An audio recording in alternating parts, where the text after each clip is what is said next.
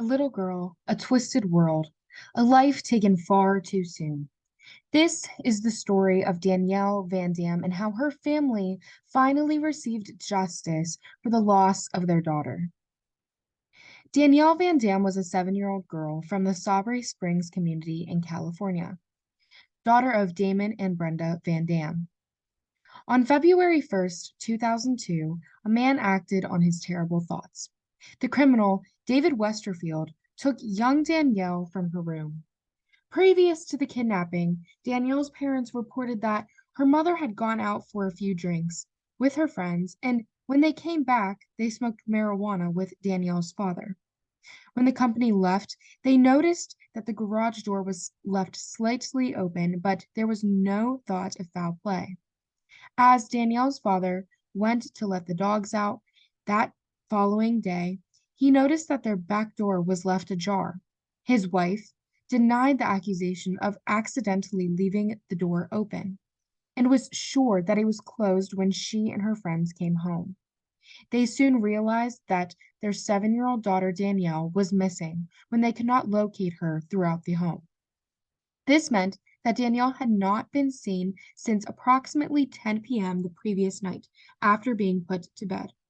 Investigators checked over 200 homes in the area and persisted for 25 days.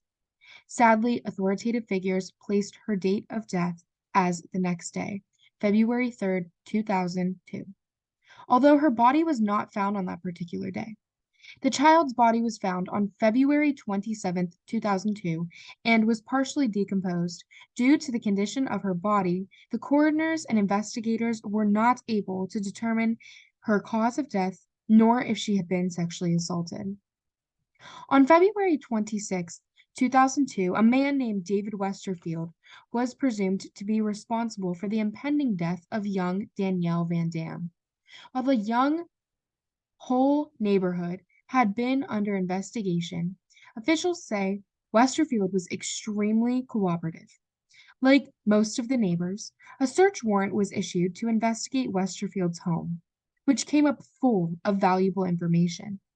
Investigators found child pornography, Danielle's fingerprints on an RV that Westerfield owned, blood later confirmed to be Danielle's in that same RV, a drop of blood confirmed to be Danielle's on Westerfield's jacket, fibers class matched to Danielle's bedroom carpet in the RV, dog hairs that class matched to the Van Dam's dog, and blonde hairs matching Danielle's.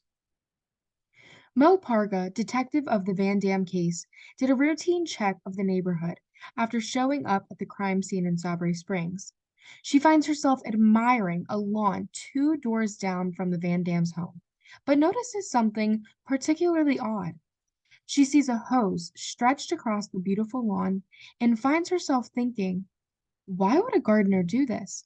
It would mess up his grass, especially in a place where the grass does not have a serious purpose or value.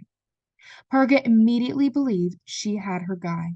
As she told her fellow detectives, she believed that she and the rest of the detectives needed to look into this man's background.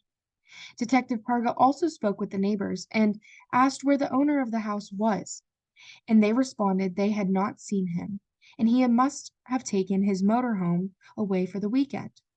Parga describes thinking, how convenient. Westerfield showed up the day that and was later confronted by detectives. Parga then asked if she could look inside his home, as the other neighbors were asked the same questions. After a few moments of venturing through the home, the detectives noticed a magazine advertising children's beds and a face-sized hole in the bathroom screen looking over the Van Dam's yard. A search warrant was obtained after Parga convinced Westerfield to take a polygraph examination that day, which he later failed. When Parga returned Westerfield back home after the polygraph, he was greeted by detectives with the search warrant. On February 27th, 2002, Danielle's body was found by a volunteer search party member near a major roadway. She was identified by her dental records. Dental records may be used to identify a person that is horribly decomposed, since an unambiguous identification cannot be made. Due to the condition of Danielle's body, this was the best way to identify her. A forensic odontologist may be able to identify a person by their teeth for many reasons: their age, dietary habits, and differentiating characteristics like diastemas, talon cusps, and other differences. Danielle was observed by San Diego County Medical Examiner Dr. Brian Blackburn at the scene where she was found.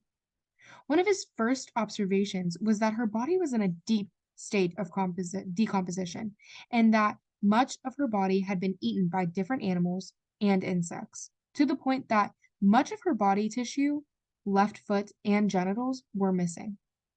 Dr. Blackburn reported that her skin was mummified. The medical examiner was able to place an approximation to the time of her death at about 2 weeks prior to being found. Forensic professionals may learn that the state of decomposition of a body may tell the observers about what time the person became deceased.